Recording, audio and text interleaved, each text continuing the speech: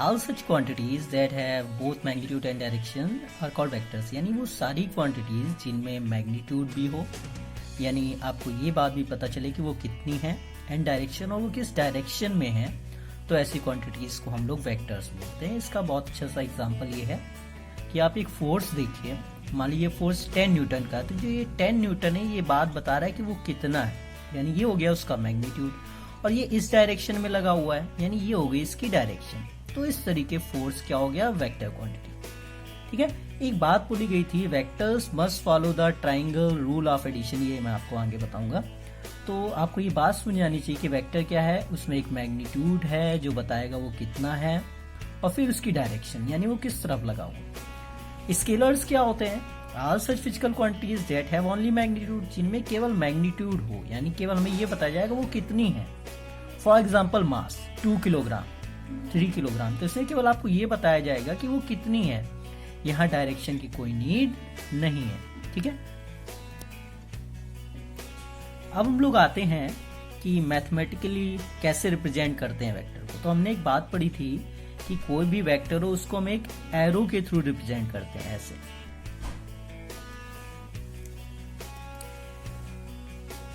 यूं, ठीक है, तो एरो जो है ये एक वेक्टर को रिप्रेजेंट करता है। ये जो एरो है इसका जो लेंथ होगा,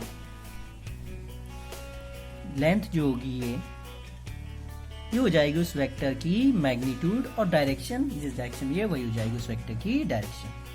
अब हम यहाँ इसको मैथमेटिकली जरा रिप्रेजेंट करेंगे कि वेक्टर को लिखते कैसे। ठीक है, तो सपोज हमने मैथ्स में पढ़ा हुआ है कि जैसे ये कोऑर्डिनेट एक्सेस हैं और यहाँ एक पॉइंट हमने लिया है 3,2। तो अगर हम इस पॉइंट के बारे में आपसे पूछें तो आप कहेंगे कि इस पॉइंट पर पहुंचने के लिए पहले हम एक्स एक्सिस पे 3 यूनिट चले होंगे, फिर वाई एक्सिस पे 2 यूनिट चले होंगे। यानी ये जो पॉइंट है ये बना है एक्स एक्सिस पर 3 यूनिट चलने से और वाई एक्सिस पे 2 यूनिट चलने से। अब हम यहाँ पे वेक्टर को कैसे इन्वॉल्व करने जा रहे हैं जरा देखिएगा। तो आपने पढ़ा था अगर हम इस वाले पॉइंट को ओरिजिन से इस पॉइंट को मिला दे तो एक तरीके से ये इसका पोजीशन वेक्टर हो गया, क्योंकि ये एक वेक्टर है और ये इस पॉइंट की पोजीशन बता रहा है, तो ये एक पोजीशन वेक्टर हो गया। तो अगर हम ये पूछें ये कैसे बना, तो आप कहेंगे एक्स एक्सिस पे आप 3 यूनिट चले हैं और वाई एक्सिस पे आप 2 यूनिट चले हैं, तो आपको ये पोजीशन वेक्टर मिला है। तो अगर हम इस पोजीशन वेक्टर की बात करें तो ये पोजीशन वेक्टर मिला होगा ये वाली डायरेक्शन में आप जितना चले, यानी इस डायरेक्शन में जो आपको वेक्टर मिला, प्लस इस वाली डायरेक्शन में आप जितना चले, यानी इस डायरेक्शन में जो वेक्टर आपको मिला। तो आपको यहाँ पे एक चीज ये समझनी है कि मैंने आपको बताया था यूनिट वेक्टर क्या होता है। तो यूनिट वेक्टर होता था जिसका मैग्नीट्यूड होता था 1। तो फॉर एग्जाम्पल हम इधर मान ले रहे हैं ये एक्स एक्सिस है, इसकी डायरेक्शन में जो यूनिट वेक्टर है वो हम लोग मान ले रहे हैं आई कैप है।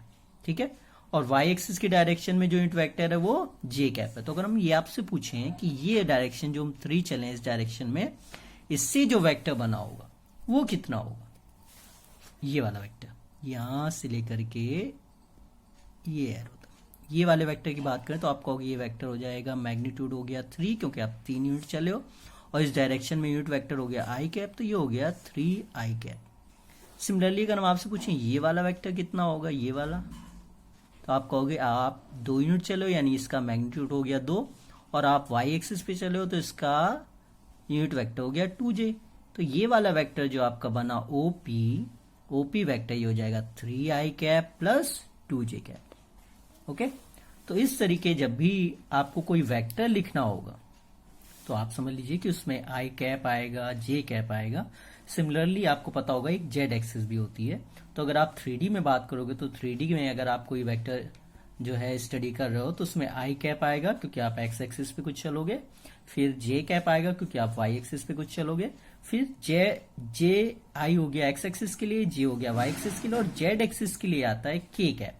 तो जनरली उसमें आई कैप आपको मिलेगा, जे कैप आपको मिलेगा और के कैप आपको मिलेगा।